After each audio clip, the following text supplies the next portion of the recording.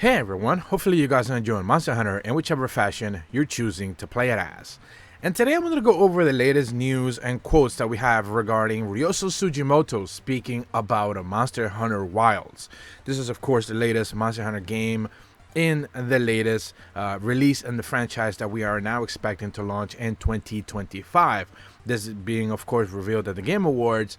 It made it so we only got a very quick trailer in the actual presentation itself, but in typical Capcom fashion, which is something that I spoke about leading into the Game Awards, as plenty of the speculation was, well, the game will be just revealed at the Game Awards and it will be launching in March of 2024. I kept telling people that Capcom doesn't necessarily do things like that. They like to milk their reveals, they like to take their time, and this time around we're going to be waiting roughly around what seems to be anywhere from a year to a year and a half from reveal to release. This is most likely going to end up being a summer or early spring 2025 game, so we're a long ways off. And after their original reveal trailer, Ryoso Sugimoto put up another separate trailer on the PlayStation channel. I'm going to be leaving a link in the description below for that. But also two separate other interviews came out. They're all in Japanese. I'm going to do some manual translating here, so I'll be covering those in due time. But he's already talking about the game and the expectations that internally Capcom has for the game itself, but more importantly, why it is that they're making the game the way that ultimately Wilds is gonna be. And essentially we're looking at a live service open world game. In the video, again, it's all in the video description, Ryoso Sugimoto introduces himself as the producer for the Monster Hunter franchise, and he mentions that they're finally able to announce the next game in the series, Monster Hunter Wilds, at the Game Awards 2023. If you have been seeing the little trailer or little discussion thing that he puts up in the background, you should have already been able to see that on the bottom it says captured footage from the PC. Captured footage from PC unless otherwise specified. So the actual trailer that we got to see, this is something that I speculated originally in my reactions video, was that we are actually seeing the PC version of this game. There is no current version of console version. There's no PS5, there's no Xbox One, Xbox Series S, X, Switch 2. None of those versions exist yet. Developers usually work on PCs, of course, with targeted specs, but it doesn't seem like they're even trying to do that right now. They're right now just working on the PC game. So this game is being designed for PC consoles first and foremost. That is the key takeaway that I have here, unless they end up stating otherwise, because they're actually showing us the game running on PC first thing and foremost. What we got to see, for example, on like Monster Hunter World, it was originally running on PlayStation 4. It wasn't the PC version of World that we got to see. When we got to see Rise, we got to see the actual Nintendo Switch version of the game. We didn't see the PC version or anything like that. So this game is targeting PC specs, so it's most likely going to end up being something really interesting and really heavy. Ryoso Sugimoto continues to confirm that he's grateful that Sony Interactive Entertainment gave him the opportunity to talk with the player base today, and he basically confirms that he would like to thank everyone out there who shared their reactions to the trailer, myself included, which of course I already put out my early reactions. He mentions that this announcement is just the start, so there's a lot to the game that they can't necessarily go into details just about yet. The game features a new level of details and creatures and ecosystems, multiple, so please enjoy dissecting the trailer to get ideas as to what it is that you will be expecting. The team is working hard using the power of the PlayStation 5 to the fullest in order to bring you the next and best Monster Hunter experience yet.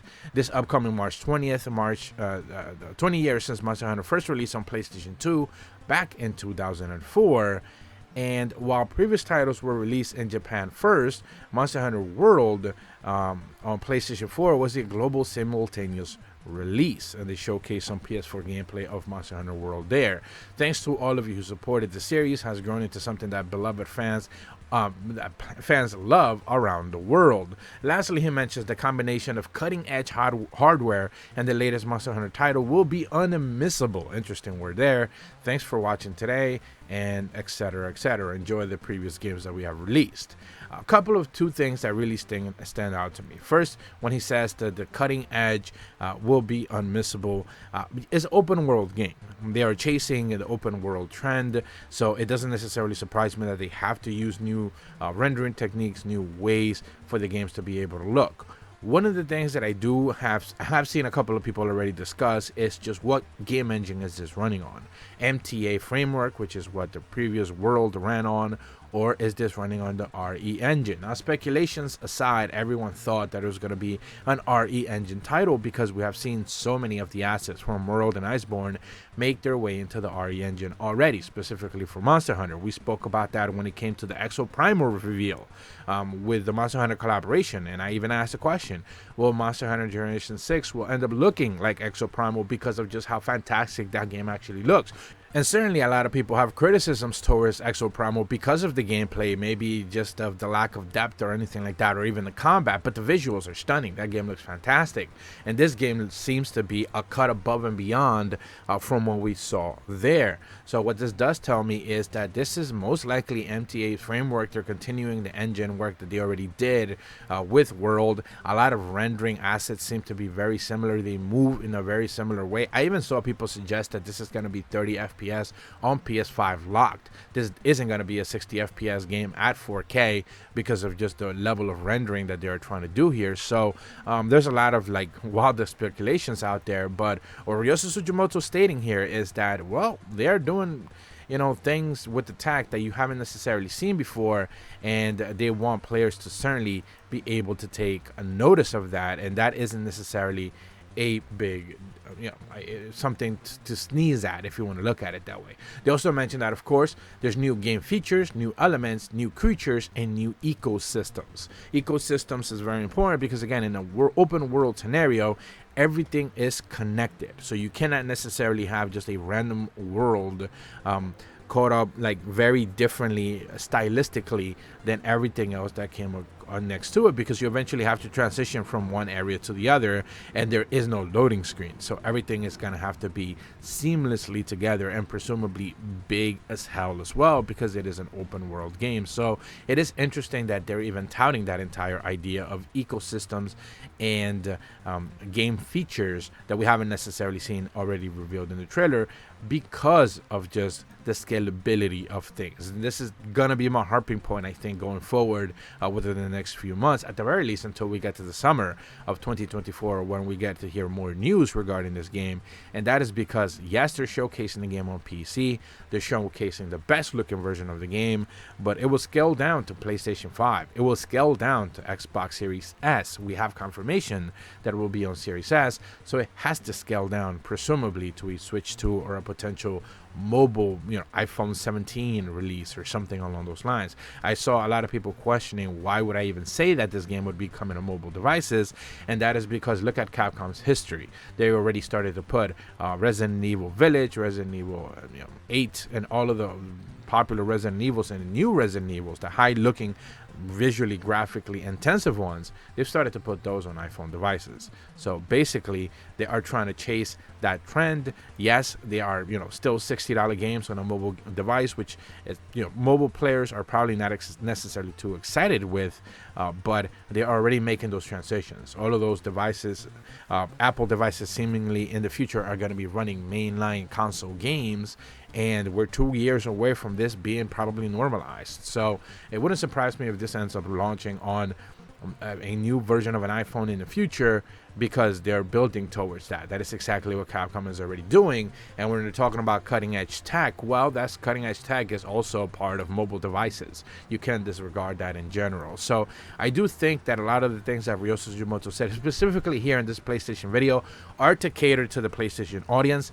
It does make me also wonder if PlayStation is going to do that same grimy stuff that they've done before, where they pay for exclusivity to exclude a console. Remember that they did that with Microsoft. They basically wanted to exclude Monster Hunter World from Microsoft appearing over in Asia. There was no Monster Hunter World version in Asia, because PlayStation basically paid, so they wouldn't necessarily do that. We of course heard the rumors that PlayStation would pay to keep World from Switch, although eventually Capcom themselves said that they tried it, but they couldn't get it to work, which is why they focused even more heavily on Rise and Sunbreak. And it does make me wonder, will Capcom be willing to take the money if PlayStation offered to just keep it away from Switch 2, and they'll just make this an Xbox PlayStation PC game entirely, and disregard Nintendo, because again, Rise had amazing sales on Nintendo, and probably Capcom wants a piece of that as well. And they most likely won't be able to get it if PlayStation cuts a pretty decent check. But that's about all the information that I have for you guys today. If you're brand new to my channel, be sure to leave a like and subscribe. Hit the bell to receive notifications when the videos go up. And as always, thank you so much for watching. See ya.